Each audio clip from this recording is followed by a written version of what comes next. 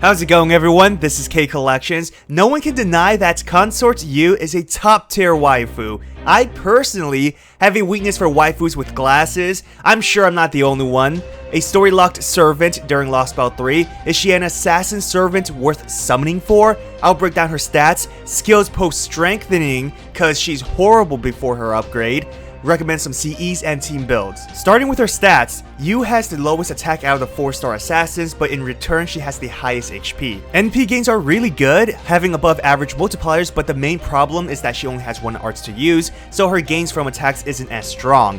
This can easily be fixed by using dedicated supporters with 3 normal arts, like Merlin, Shakespeare, Waver, Anderson, and so on. By giving an arts first card bonus, her quicks can gain 7.5% to 9% per quick attack. Best possible combination for NP gains would be an Arts Quick Brave chain, generating around 35% NP. Sergeants are good since she's an assassin, generating around 22 stars with a Buster Quick Brave. Despite players saying she's bad, her skill sets are honestly top tier when maxed out. Reason being is that there is no downtime at all. The effects for her first and second skills last for 5 turns on a 5-turn cooldown. So you will literally buff herself constantly with NP charges and healing.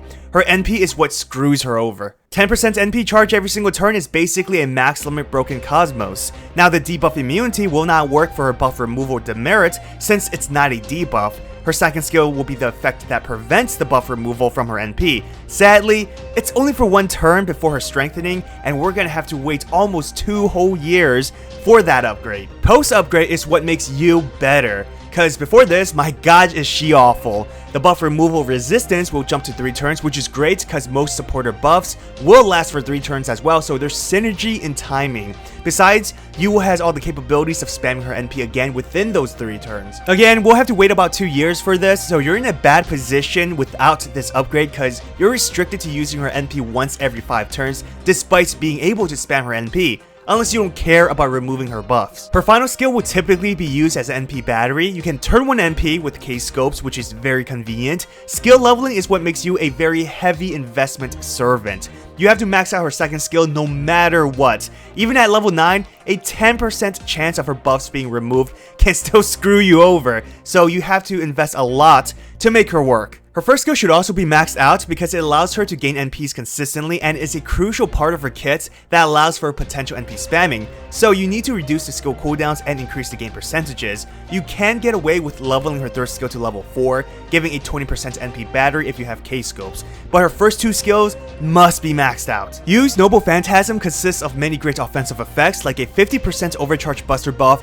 and being able to ignore defensive buffs on enemies. Her debuff cleanse will also help with any status effects that may hinder her damage like an attack down or buster down. Curse damage is also very high, lasting 5 turns. It'll deal a total of 10k damage, more when stacking the curse through multiple NP attacks, which Yu is capable of. Now the biggest downfall is the buff removal, which conflicts with a lot of buffs she'll receive either from her first 2 skills or from support. The only way to protect her from this demerit is her second skill or from a support servant, which limits team flexibility as there are only 4 or so servants that can help. Her upgrade will help with this issue a lot. Also, the 3-turn attack boost from the upgrade makes her the 3rd hardest hitting AoE 4-star assassin in the game when comparing the same NP levels, behind Gray and Summer Okita. For CE recommendations, focus on giving her craft essence that gives strictly attack status boosts. Her attack stats are so low, you need to increase those numbers with CEs. She already has good HP, so increasing that isn't worth it. As for CE effects, Black Grail is the most solid cause Yu will heal herself and her whole entire kit revolves around her NP, so giving her the highest possible NP damage for her main strength is the best choice, but Aerial Drive is also good, especially for free-to-plays. Because Yu has a 27% NP battery, K-scope is perfect for farming. If you don't have a K-scope, then a max limit broken imaginary element can still work if her third skill is at level 9 or 10. Pharaoh Chaco is helpful for longer battles because of the boost in NP gains, which she is good at if you can provide her with first card bonus from arts. Other alternatives are Brave Hero Ellie, very effective for Buster Braves, or Sea of Stars for a mixture of gains and damage. You can use servants that offer buff removal resistance. Medea Lily can help out, but you'll have to wait till next year for her skill to upgrade. Future servants like Benny Murasaki and Santa Nightingale will have this skill, but using servants strictly for use demerit really hinders better combinations and prevents flexibility among your setup. Not saying you shouldn't use these servants to help her out, it's just that it shouldn't be the main priority when building a team, as there are better options. Buffing Yu isn't the only way to increase her damage output. If her buff removal becomes a huge problem for you, you can use debuffers as support instead. This way her demerit won't affect the debuffs. Status effects like defense down or buster resist downs are really helpful. Karna, Okita Alter, more specifically, Sammy Rammus is an excellent team member for Consort Yu. For one, she's a fellow Buster AoE assassin who can reduce Buster resistance, helping you with damage. Sammy Rammus also has an arts heavy deck which you'll use to offer NP gaining bonuses, which again helps you spam her NP. Typical offensive supports like Waver, Merlin, Shakespeare are ideal supporters. You want to use servants that can charge her NP gauge, since that is the main method for her NP spamming. Just be cautious since you'll most likely use her for riders, which is effective against your caster supports. A double Osakabe Hime setup is sort of fun to use with you. Like every other support, she offers great buffs, Buster and Quick, which is your team's main deck. NP charges, crit damage, and star gens, along with survivability buffs like increasing max HP and defense. Most importantly, Osakabe is an assassin, fitting in perfectly with you, as opposed to using casters as support who will have a disadvantage against riders. So Consort Yu is a horrible servant before the upgrade. Her skills revolves around consistently charging her NP with the purpose of spamming it. Problem is, her NP removes all buffs, which is doing the exact opposite of what her kit is trying to do. This buff removal attached to her NP also makes for some awkward plays with support. If you don't use her second skill or the resistant effect expires, then you'll be forced to wait several turns before using her NP again, taking away all momentum. Thankfully, her upgrade extends the resistance time, which fixes majority of the problem. But I can tell you right now, if you don't have this skill maxed out, it'll be very inconvenient at times.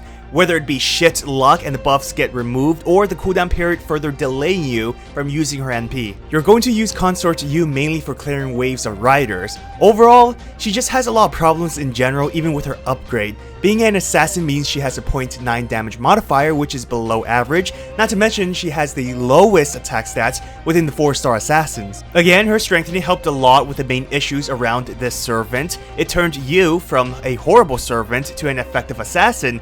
I still think she needs at least one more upgrade, probably one for her NP. So yes, she's not a horrible servant anymore, but the biggest problem with Yu isn't about her skills, stats, or even the buff removal. The biggest problem is that she is not a free-to-play friendly unit. I said this many times, but I can't stress this enough. You have to max out her second skill no matter what. I had her skill at level 8, 85% sounds high, right? Nope, I still got screwed over. And if you want her to be really effective, you have to max out her first skill as well for that never-ending NP regen. So what I'm trying to say is, you have to max out her first two skills to even use her correctly. At the very least, her second skill is a requirement. Now you may say, all servants are at their best with max skills. Well, obviously, but for many servants, you aren't punished by not having their skills highly leveled. Sure, it's helpful, but again, you're not punished. For Yu's case, she's bad if her skills aren't at level 10. Not everyone can or is willing to invest in all those materials and QPs just to make her work, especially if they have a better alternative servant to focus on. A lot of defenders of Yu saying she's OP, she's amazing now because of the upgrade. Now I understand, she is top tier waifu, I freaking love her, and with the right investment and setup, she can be strong and very effective.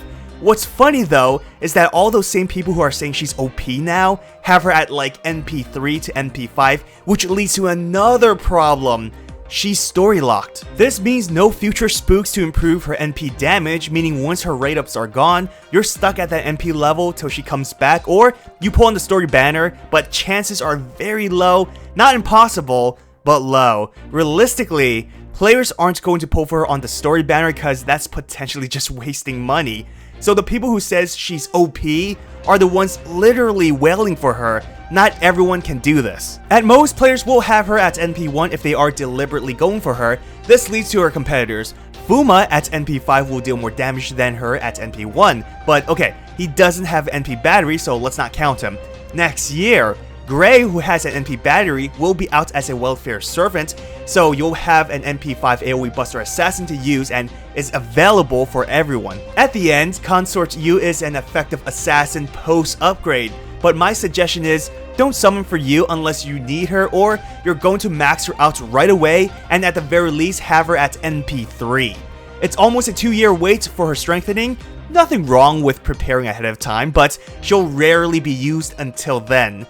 If you love her as waifu, I don't see any reason not to summon her if you have the Saint Quartz to spare, but you can get her with an SR ticket in the future, which I do suggest if you do love this servant. I'll hopefully be getting her along with my Shi Huang. I did a review on Mothman, so check that out if you haven't yet. But are you going to summon for Consort Yu? Comment down below to let me know. Special thanks to all my patrons and sponsors. If you want to support my channel, check out my Patreon or channel membership. Well, I hope you enjoyed this video. If you did, hit that thumbs up and subscribe to my channel for more Fate content. Follow me on Twitter, Instagram, and join my Discord server. All links are in the description. Have an awesome day, everyone. Till next time.